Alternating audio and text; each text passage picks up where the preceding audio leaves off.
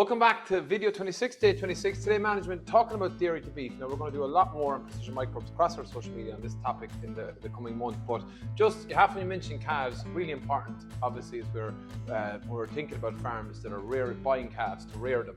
And look, this is nothing new. The source of the calves is really important. A lot more farms are sourcing directly from farm. It gives you a lot more control. Risk of reducing stress.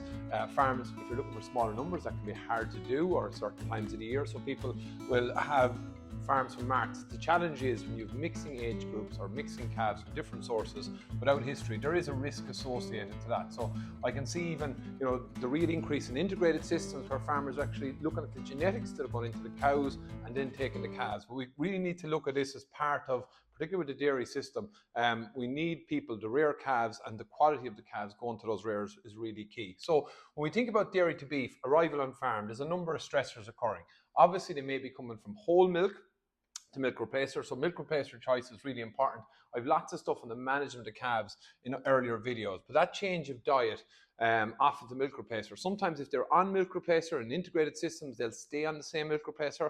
That alleviates that stress. The environment. So for the first 24 to 48 hours, these calves are going to be impacted by stress. And I'll talk about some of those challenges. Having a warm, dry lie, all in, all out systems, the first 24, 48 hours is really key. The big challenge, of course, is transport. Okay, so depending on when calves have left farm, how long they've been transported for, the longer that is, the bigger the challenge. And that's where rehydration on arrival, that's something to think about. We have developed a unique liquid electrolyte that can be used in that instance. But rehydration, transport creates stress. So when we think about our immunity, infection pressure seesaw, there's a lot of challenges here. If we're mixing age groups, infection pressure goes up.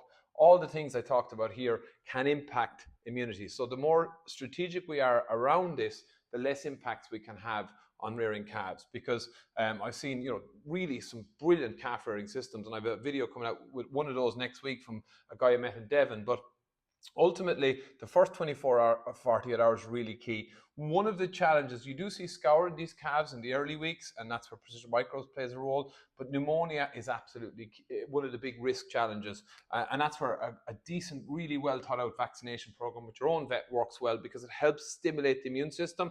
The thing about timing vaccines, whether they're live, particularly live vaccines or dead, is, some people give it on arrival, but I think more the consensus is at 24 hours when these calves have settled in, have been fed. Because when we think about vaccines, we want to have a healthy immune system to respond. So the less stress we have calves under when we use vaccines, the better results we see.